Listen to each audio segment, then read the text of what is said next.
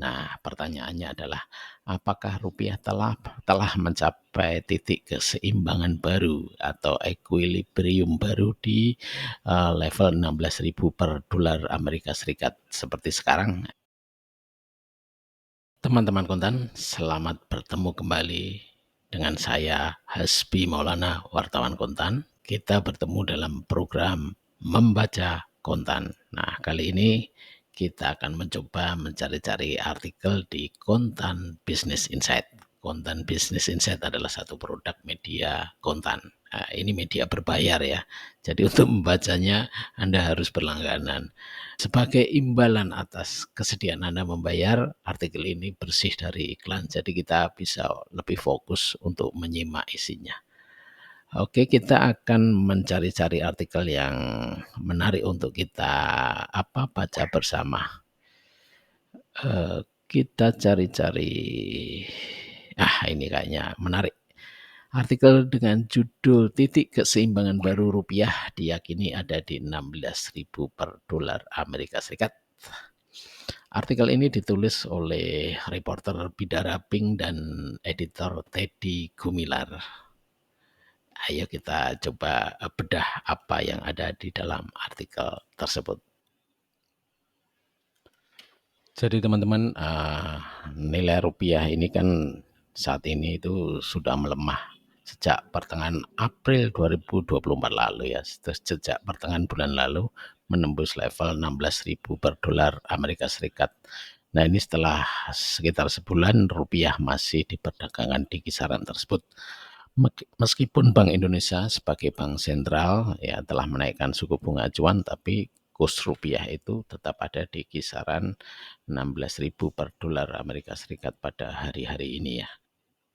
Nah, pertanyaannya adalah apakah rupiah telah mencapai titik keseimbangan baru atau equilibrium baru di level 16.000 per dolar Amerika Serikat seperti sekarang? Nah, itu pertanyaannya. Beberapa ekonom yang dihubungi kontan mengungkapkan pendapat mereka. Salah satunya adalah Teguh Rifki, ekonom makroekonomi dan pasar keuangan LPMFEB Universitas Indonesia. Nah, menurut Teguh Rifki ini rupiah memang sudah mencapai level keseimbangan baru dalam jangka pendek. Dalam jangka pendek ya, yaitu di kisaran 15.900 sampai 16.100 per dolar Amerika Serikat.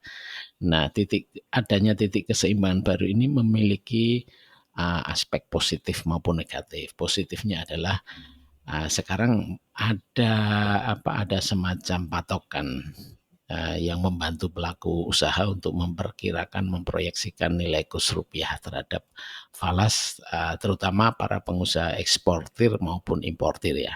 Kalau eksportir dan importir itu kan sangat berkaitan dengan nilai kurs di dalam perencanaan bisnis mereka maupun hedging. Kemudian tapi di sisi lain ada aspek negatifnya dengan keseimbangan baru di sekitar 16.000 itu berarti mempengaruhi APBN 2024 karena level 16.000 per dolar AS ini di atas asumsi dasar makro yang dipakai sebagai benchmark di APBN gitu. Jadi mungkin harus ada penyesuaian. Ekonom lain juga mengungkapkan pendapat mereka mengenai kurs rupiah di level seperti sekarang, yaitu David Sumual ya, Kepala Ekonom Bank Sentral Asia atau BCA. Menurut dia memang kemungkinan rupiah sedang berada di titik keseimbangan baru dalam jangka pendek di level 16.000 per dolar Amerika Serikat ini. Nah, namun demikian pergerakan kurs rupiah ini masih sangat dipengaruhi oleh faktor eksternal, yaitu kebijakan moneter Amerika Serikat, geopolitik Timur Tengah, dan faktor internal yaitu inflasi, neraca perdagangan, suku bunga Bank Indonesia. Keseimbangan ini menurut David Sumual masih kondusif untuk mencapai target pertumbuhan ekonomi 2024 di kisaran 5% sampai 5,2% secara tahunan. Ada ekonom lain, Banjaran Surya Indrastomo, Kepala Ekonom Bank Syariah Indonesia. Nah, Pak Banjaran ini belum memastikan apakah rupiah memang sudah mencapai equilibrium baru. Karena dinamika politik dan ekonomi global masih menjadi faktor utama pergerakan kurs.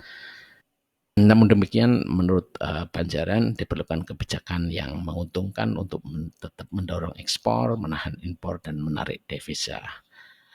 Bank Indonesia perlu berkolaborasi dengan pemangku kebijakan fiskal, yaitu Kementerian Keuangan.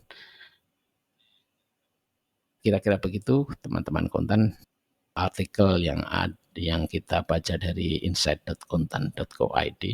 Bagi kita pembaca awam atau masyarakat umum, kurs rupiah dan dolar ini cukup relevan juga, terutama bagi Anda misalnya yang sedang menabung untuk bersiap-siap melaksanakan ibadah haji lewat jalur ONH Plus misalnya. Kan umumnya biro-biro perjalanan haji penyelenggara ONH Plus ini mematok tarif dalam bentuk nilai dolar ya.